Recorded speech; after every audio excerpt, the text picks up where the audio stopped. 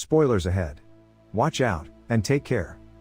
The movie begins as the protagonist John Kane runs with a suitcase, containing sensitive information about prominent figures involved in international crimes. In the process, he is chased by a group of goons, and Kane suffers a terrible car accident while trying to secure the documents. He wakes up in a hospital near Mexico. He remembers nothing of his past or how he got to the hospital. As Kane struggles to remember who he is, he meets Anna, a woman who claims to be his wife.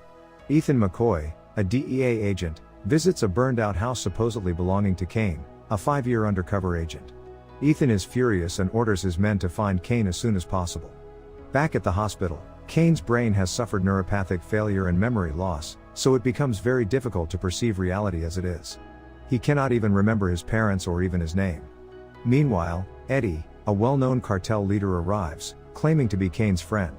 Eddie does not reveal his true identity, and says he will do anything to return his memory to him. Kane listens attentively but wonders if they can be trusted. In fact, shortly afterward, we find out that Eddie is at the hospital to find out from Kane where the suitcase is. Eddie threatens the doctor to kill his family if he does not restore Kane's memory soon. Returning to Kane, his wife Anna helps him eat, and tries to restore his memory by telling him about things they used to do together. Anna wants to know what happened and how he ended up in the hospital, but the problem is that he does not remember either. Soon after, the nurse arrives and helps him go to the bathroom, when the doctor returns to inject him with a dose of an unknown substance. His instincts work proactively, because his military training got the adrenaline flowing in his system, helping him remember how to survive. Time is running out, so the cartel is on Kane's heels, because there is sensitive information in the air. Kane begins to struggle against the nurses and gets out of bed, confused. Kane and Anna are about to leave the hospital. He asks her to reveal what is going on, and says he does not trust her. Soon after, a man gets into the elevator with them, and receives a call. The stranger reports that the two targets are in the elevator, at which point, Kane beats him up. Downstairs, Kane continues to fight Eddie's henchmen. Shortly thereafter, he begins to have brief memory flashbacks. Eddie makes the elevator stop, so the two are forced to find a way out. Kane calls Eddie from a henchman's phone, and asks what he needs. Eddie orders him to hand over the suitcase, and not to make things worse. Later, Eddie tries to find Kane through the security cameras. Kane forces and orders Anna to reveal everything. She says he was part of the cartel and worked together with Eddie. Although he has awakened to this reality, he cannot believe that it is associated with his true self. Gradually, Kane begins to recall short moments from the past, but he still cannot remember Anna's face. Shortly thereafter, Eddie's henchmen are again on Kane's trail, but the last one manages to cap them off easily. In his room, John finds his papers and a phone number. He takes all the necessary tools, including a knife and a lantern, but soon after, a man approaches from behind and injects him with a substance. Nevertheless, Kane manages to get to his feet and begins to fight the stranger. Eventually, he defeats him, but more henchmen arrive, who he manages to beat while still being quite weak. He goes out into the hallway, and soon after, a concerned nurse arrives. He says to go to the men he beat up in the next room. A moment later, another of Eddie's men arrives and tries to stop Kane, but he prevails and manages to escape into the hospital lab. The henchman follows him and pulls out a gun. The two begin hand-to-hand combat, and with some difficulty, Kane still manages to defeat the enemy by cutting off his cola, a broken plate. Kane finds a satellite phone in his pocket and tries to escape.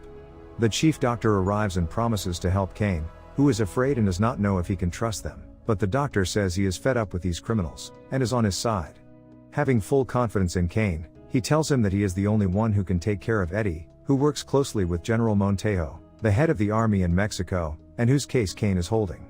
With everything tied up and slowly beginning to make sense, Kane keeps seeing a woman sitting on a couch on a beach at sunset. Eddie and his men discover the dead bodies of the henchmen, and order that all exits from the hospital be closed. Kane wanders down the corridor and enters a room. He uses the sat phone to contact the number he found on the slip of paper in his wallet. McCoy is surprised to hear his voice, and says he has been looking for him for a couple of days. McCoy tries to have the call traced, but Kane knows better than to trust anyone at this time, so he keeps it short. He looks around, and the hospital he is in is not unfamiliar to him. He scans the room and his surroundings, and finds a fake wall. When a piece falls off, he discovers a new room, that leads to a secret chamber bathed in red light. There are naked women straining and storing drugs. There are weapons and ammunition lying around, and even exotic animals in cages. Kane climbs upstairs through wires connected to the elevator, and meets Anna. Kane tells her about what he found, and Anna does not seem surprised, saying that even hospitals have taxes to pay. Kane insists that she tell him the truth about what is going on. Anna tells him that he has infuriated a lot of people who want him dead, and also tells him that he and her were together. Anna reveals that he and Eddie used to work together, and were supposed to deliver a suitcase to a powerful general, but Kane suddenly disappeared, and the suitcase was with him. Eddie's henchmen arrive again, and a violent fight breaks out. The pair runs to the next floor up the stairs, while other henchmen follow them. They find a room to hide, and Kane again gets a call from McCoy. The man reveals to him that he has been an undercover DEA agent for 5 years now. In reality, he is not a narco trafficker working with Eddie, but is just an undercover agent, who had to work with Eddie to get access to that suitcase. The car accident was an event that no one anticipated, and thus accelerated the timeline. After they close the call, McCoy orders his men to find Kane immediately, and get him out of the hospital. Meanwhile, Anna returns with bandages and treats her beloved husband's wounds. A fragment of John's memory begins to return in flashes. He does not react or respond, but absorbs in silence. One memory is of a woman sitting in front of a sunset. He is not sure if this is the blonde woman he claims to be his wife. With the entire operation hanging by a thread, Kane remains suspicious and continues to look for a way out of the hospital, as he battles Eddie's cronies, who are roaming the hospital floors trying to kill him. After Kane emerges from his momentary hiding place, he moves silently through the ventilation shaft along with Anna. Suddenly, his phone starts ringing, drawing the attention of Eddie and his men. The henchmen start firing at the vent relentlessly, but then Eddie orders them to stop, because he needs him alive. At one point, while moving through the vent, Kane collapses into a church in one of the hospital rooms. Diego, one of Eddie's men, appears and points his gun at him. Diego says he is a traitor, because he stole the money and now the suitcase. At that moment, Kane remembers transferring $20 million to a bank account.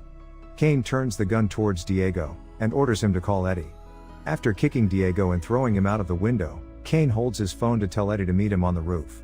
Eddie agrees and tells his men to prepare to kill Kane on his signal. Eddie's right-hand man says he will put snipers on the other nearby building. Meanwhile, DEA board members decide to burn down the hospital. On the other hand, McCoy asks for time, because he wants to get Kane out of there. The other members tell him 6 hours to save Kane. In the meantime, Eddie meets with Kane on the roof, and the two converse trying to find a middle ground. Kane confesses that he killed Diego, an important friend to Eddie, and the latter becomes saddened. Eddie asks him to remember where he put the suitcase, because now they are all in big trouble. As Kane is about to remember where the suitcase is, Eddie mistakenly gives the signal to his men to shoot. Bullets begin to fly, and the two of them take cover. Eddie says he is sorry things ended this way, because he has done many things for him. For example, during a meeting between top cartel members, the top leaders wanted Kane dead, but Eddie tried to defend him, though in vain. Nevertheless, Kane does not stay to listen, and jumps from the roof. He has to get out of the Mexican hospital, and calls McCoy, who tries to find a way to get him out of there. Cleverly, McCoy tells him that he knows where the suitcase might be. The truth is that Kane's memory cannot track back to the time he entered the hospital. Since Kane assumes the case is out of his reach, he has to get Eddie out of his way. McCoy tells him that he will try to save him, but also warns him that the DEA will set the entire building on fire and blow it up. The best thing to do is to go out to the east entrance, where the sun rises at dawn. Kane must plan his escape and takes his wife Anna with him. Meanwhile, the doctors and nurses try to escape, but are quickly taken hostage by Eddie's men. In the process, one of the henchmen searches for Kane, but is brutally killed by Anna. Then Eddie, through a microphone, tries to lure Kane to him, threatening to kill the hostages. But when Kane has a moment to think about what he might do next, the woman comes to him to tell him that she works for the CIA. Anna tells him that she cannot do it alone, and they must work together, which angers him. He takes the rifle and orders her to stay put, while he goes to settle the score with Eddie for the last time. With a nurse in danger, he contacts Eddie by radio and tells him to meet alone.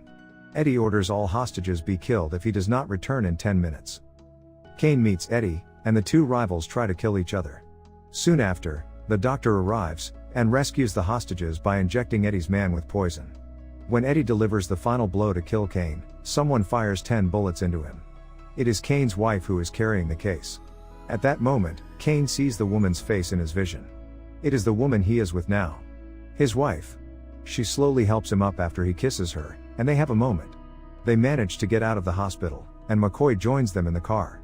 McCoy identifies the contents of the suitcase, and somehow Kane is still not quite convinced of his true intentions. After McCoy tells him that the sensitive information contained in the suitcase will never see the light of day, Kane feels protective of the suitcase.